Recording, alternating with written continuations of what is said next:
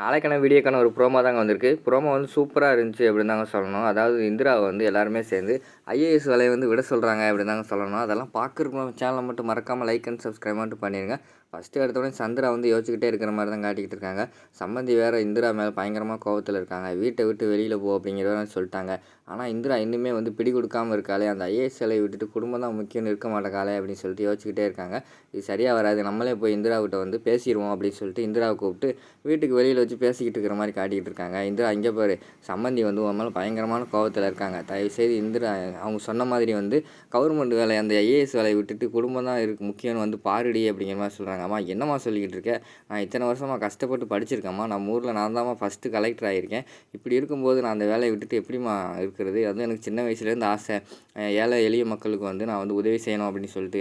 அப்படி இருக்கும்போது என்னை வந்து வேலையை விட சொன்னால் எப்படிம்மா, நான் வேலையும் பார்த்துக்கிறேன், இங்கே வீட்டை குடும்பத்தையும் பார்த்துக்கிறேம்மா அப்படிங்கிற மாதிரி சொல்கிறாங்க. எனக்கு புரியுது, ஆனால் அவன் சம்மந்திக்கு புரியலை. அவங்க குடும்பம் தான் முக்கியம்னு சொல்கிறாங்க.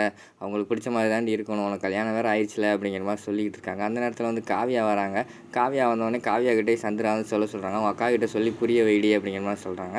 சரிம்மா ஒரு நிமிஷம் இரு, அந்த புரிய வைக்கிறேன் அப்படின்னு சொல்லிட்டு, இந்திரா இந்த குழந்தை இப்படி அழுகுறான் பாரு அப்படிங்கிற மாதிரி சொன்னோன்னே இந்திரா வந்து குழந்தைய கொஞ்சம் ஆரம்பிச்சிடுறாங்க.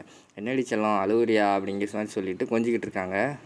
அவங்க கொஞ்சம்போது வந்து நம்ம காவியா வந்து அதெல்லாம் வீடியோ எடுத்துடுறாங்க. வீடியோ எடுத்துகிட்டு அவங்க இந்திராவுக்கே போட்டு காட்டுறாங்க. பாரு இந்திரா, நீ வந்து என் குழந்தைய கொஞ்சம்போது எவ்வளோ அழகாக இருக்க தெரியுமா, கையில் ஒரு குழந்தையோடு இருக்கும்போது பார்க்க அவ்வளோ லட்சணமாக இருக்குது. அம்மாவும் அதை தாண்டி விரும்புகிறாங்க, அத்தையும் அதை தான் விரும்புகிறாங்க, குடும்பத்தில் உள்ள எல்லாருமே அதான் விரும்புகிறாங்க. அது மட்டும் இல்லாமல் ஒரு அம்மாவுக்கு தன்னோட மகனுக்கும் மகளுக்கும் ஒரு பேரனோ பேத்தியோ இருந்தால் தான் அவங்களுக்கு ரொம்ப சந்தோஷமாக இருக்கும் அப்படிங்கிற மாதிரி வந்து காவியா சொல்கிற மாதிரி காட்டிக்கிட்டு இருக்காங்க.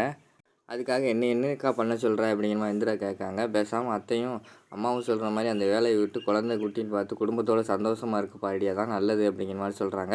அது எல்லாமே இந்திரா வந்து யோசிச்சுக்கிட்டே இருக்கிற மாதிரி காட்டிக்கிட்டு இருக்காங்க. அதோட பார்த்தீங்கன்னா அந்த ப்ரோமோ வந்து முடிச்சிடுறாங்க.